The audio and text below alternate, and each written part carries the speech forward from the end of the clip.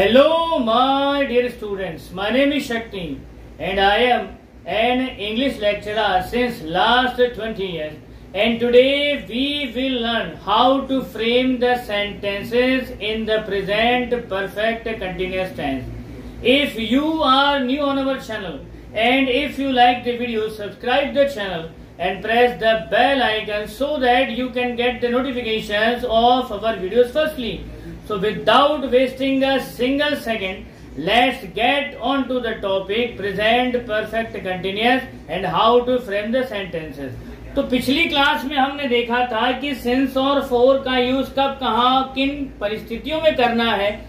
तो पिछली क्लास में हमने डेफिनेट और इनडेफिनेट टाइम को डीपली जो है एनालाइज किया था और आज की क्लास में हम जो है सेंटेंस को फ्रेम करना सीखेंगे।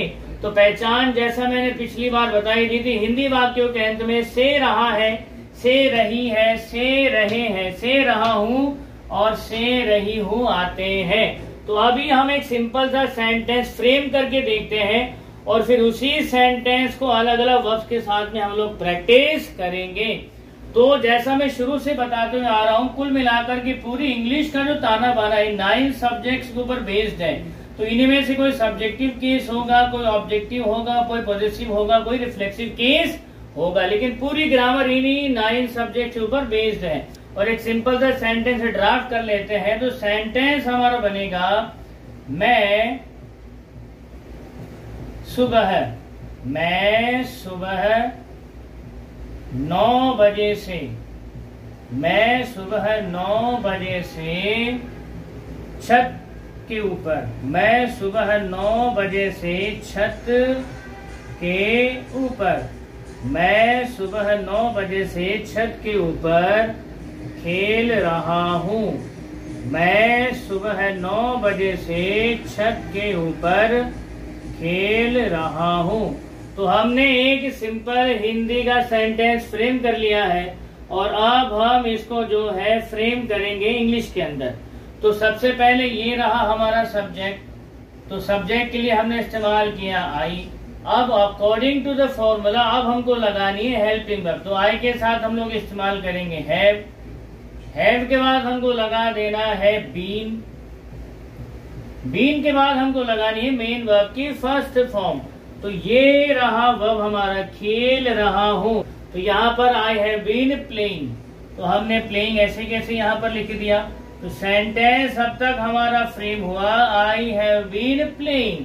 अब और आगे बढ़ते हैं। अब लगानी है हमको according to the formula preposition. तो क्या हिंदी सेंटेंस में प्रीपोजिशन दी गई है? बिल्कुल दी गई है। ये रहा हमारा प्रीपोजिशन वर्ड। तो इसके लिए हम लोग इस्तेमाल करेंगे on. I have been playing. Preposition word के बाद है ऑब्जेक्ट। ऑब्जेक्ट ये रहा हमारा छत। तो ये छत हमने ऐसे कैसे लगा दी, roof. I have been playing on roof. तो अब तक हमारा सेंटेंस बना I have been playing on roof. तो ऑब्जेक्ट तक तो हमने इसको ड्राफ्ट कर लिया है। अब आगे सिंस फॉर और टाइम को हमको ऐड करना है। तो एक बार ध्यान दीजिए, यहाँ पर जो समय दिया गया है वो सुबह के 9 बजे से है। तो आपको क्या लगता है ये कौन सा समय है, निश्चित या अनिश्चित? बिल्कुल ये निश्चित समय ही है, क्योंकि यहाँ पर हमको प्रिसाइजली बताया गया है कि 9 कब के बज रहे हैं, सुबह के बज रहे हैं या रात के 9 बज रहे हैं। तो जैसे हमारे पास में निश्चित समय बिंदु आ जाए तो सीधे सीधे वो कैटेगराइज हो जाएगा सिंस वाली कैटेगरी के अंदर और हम यहाँ पर जोड़ेंगे सिंस। यहाँ पर हम फॉर का इस्तेमाल नहीं करेंगे, यहाँ पर हम लगाएंगे सिंस। तो सिंस तक हमारा हो चुका है। अब हमको लगाना है टाइम। तो सुबह के 9 बज रहे हैं, सुबह के 9 बज रहे हैं। तो यहाँ सबसे पहले हम लिखेंगे 9 और सुबह के 9 को जो है हम बोलते हैं AM। सुबह के 9 को बोलते हैं AM। तो हमारा सेंटेंस बना I have been playing on roof since 9 AM। ध्यान दीजिएगा, रात के 12 बजे से लेकर के, रात के 12 बजे से लेकर के, एक बार गौर से इस चीज को समझ लीजिए कि रात के 12 बजे से लेकर के डे के रात के 12 बजे से लेकर के डे के 11:59 तक का जो टाइम पीरियड है वो कहलाता है AM। और दिन के जो है 12 बजे से लेकर के जो रात का 11:59 है, दिन के 12 बजे से लेकर के रात के 11:59 तक का जो टाइम है, 11:59 तक का जो टाइम है वो कहलाता है PM। तो अब इस चीज का ऐड करने से एक चीज की हमारे पास में लिबर्टी आ गई कि अब हमें XYZ और क्लॉक यूज करने की नीड नहीं है। अगर इसका इस्तेमाल हम लोग नहीं करते तो सेंटेंस हमको यूं बनाना पड़ता, I have been playing on roof since 9 o'clock in the morning।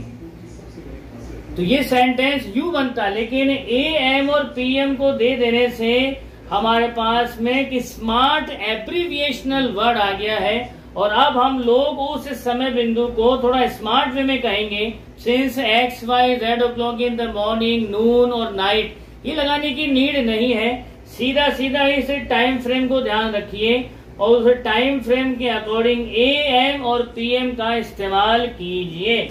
तो सेंटेंस हमारा था, मैं सुबह 9 बजे से छत के ऊपर खेल रहा हूँ। तो इंग्लिश हमारी बनी, I have been playing on roof since 9 AM। तो ये तो हमने बनाया था सीधा सीधा आई के ऊपर। अब आप 9 सब्जेक्ट्स यहाँ पर दिए गए हैं, इनका इस्तेमाल करके अपनी चॉइस के सेंटेंस बनाइए और अपना स्पोकन का एक स्टाइल डेवलप कीजिए। ध्यान दीजिएगा, सबसे पहले आपका जो राइटिंग स्किल्स है वो आएगा और उसके बाद आपका स्पोकन स्किल्स ऑटोमेटिकली जो है उभरता चला जाएगा। तो पहले आपको लिख करके प्रैक्टिस करनी है और उसके बाद आपको जो स्पोकन की प्रैक्टिस करनी है। तो मेरा सजेशन ये है कि आप जितने मर्जी चाहें वर्ब लीजिए, उनके साथ में 9 सब्जेक्ट को प्रैक्टिस करिए, एक बार लिख करके फिर बोल करके। तो जैसे अभी आई पर मैंने लिख करके एक सेंटेंस प्रैक्टिस कर लिया है। यहाँ पर अब सब्जेक्ट हम ले लेते हैं वी और वर्ब हम ले लेते हैं कमिंग। तो सिंपल सेंटेंस हम ड्राफ्ट कर लेते हैं। सेंटेंस बनेगा, हम कई दिनों से जयपुर आ रहे हैं। हम कई दिनों से जयपुर आ रहे हैं। तो सेंटेंस हमारा बनेगा, we have been coming to Jaipur for many days. अब इसी के साथ हम अगला सब्जेक्ट यू ले लेते हैं, वहां पर गोइंग है। तो एक सेंटेंस हम फ्रेम करके देख लेते हैं, तुम बड़े दिनों से क्रिकेट खेल रहे हो।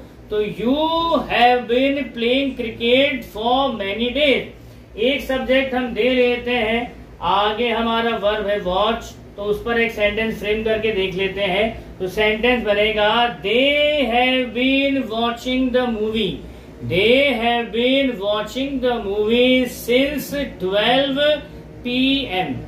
दे have been watching the movie since 12 PM, यानी वो दोपहर 12 बजे से पिक्चर देख रहे हैं। उसके बाद अगला हमारा जो सब्जेक्ट है वो है ही और वर्ब हमारी है रनिंग। तो सेंटेंस हम फ्रेम कर लेते हैं, ही हैज